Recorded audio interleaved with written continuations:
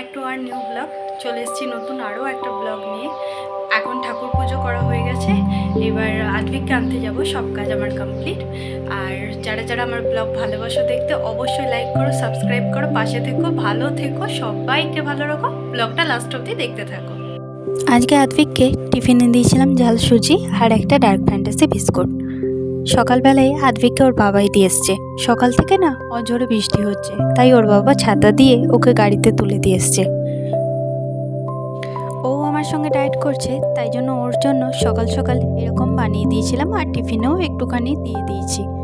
সত্যি বলতে আমি কিছু এরকম খাই না, আমি চিয়া সিডস খেয়ে নিয়েছি। আমার ডায়েটটা একদমই আলাদা, ওর ডায়েটটা একদমই আলাদা। দেখতে পাচ্ছ ওরা দুজনেই চলে গেছে।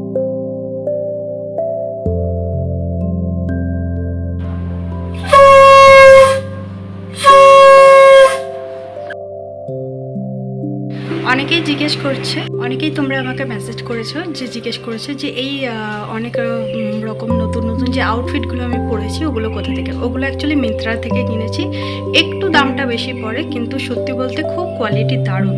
যারা যারা মিন্ত্রা থেকে কেনেন তারা তো অবশ্যই জানবেন। আমি আগে কিনতাম না, আগে খুব একটা কিনতাম না, কিন্তু এখন আমি অনেক কিছু মিন্ত্রা থেকে কিনি।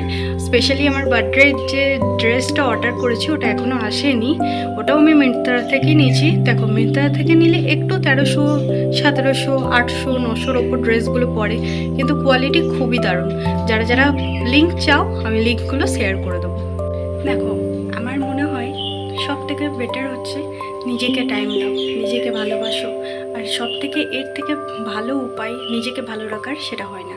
আর নতুন নতুন আউটফিট পরো, নিজেকে টাইম দাও, নিজে কোথাও ঘুরতে যাও কেউ না নিয়ে গেলে, এর থেকে বেটার আর কিচ্ছু হয় না। সত্যি বলছি, চেষ্টা করো। আমার ব্লগ যারা যারা দেখে ইন্সপায়ার হচ্ছ তাদেরকে অসংখ্য ধন্যবাদ। আর আমার ব্লগে যারা যারা ভালো ভালো কমেন্ট করে আমাকে পাশে রাখছো তাদেরকে অসংখ্য ধন্যবাদ। দেখো নতুন নতুন আউটফিট পরা, নিজেকে টাইম দেওয়া, ভালো কিছু খাওয়া, নিজের জন্য সময় বের করা, বন্ধুদের সঙ্গে ঘুরতে যাওয়া বা নিজের প্রিয় মানুষের সঙ্গে ঘুরতে যাওয়া, এটা কোনো খারাপ বিষয় নয়। অনেকেই হয়তো বলবে এটার জন্য পয়সা লাগে। দেখো পয়সা লাগে, হয়তো অল্প পয়সাতেও সব কিছু করা যায়, কিন্তু ভালো থাকাটাই আমাদের কাছে মেন উদ্দেশ্য হওয়া উচিত, তাই কি না?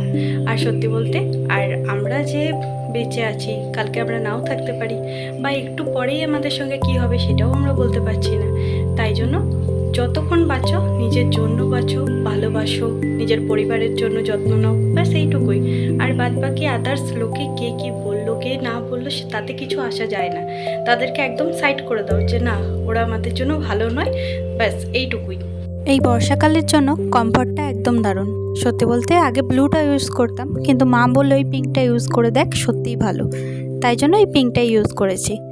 আদ্বিক আসার আগে সব ঘর দোর ভালো করে গুছিয়ে নিয়েছি, এর মধ্যেই ও চলে আসবে। বৃষ্টি শুরু হয়েছে, ওকে ছাতাটা নিয়ে আনতে যাব। সব কিছু গুছিয়ে মনটা সত্যিই ভালো লাগে। এই যে আমার ডায়েট, আমি শুধু এখন ওমেডি করছি, মানে 1 মিল। সত্যি বলতে এই ডায়েটটা যারা ফলো করে তারাই জানে কি কষ্ট। আমার দেখে আবার ইন্সপায়ার হয়ে এই ডায়েট নিতে যেন না, আমার ডায়েটটা একটু আলাদাই। আদ্বিককে খেতে দিয়ে দিয়েছি, ও খেতে বসে গেছে।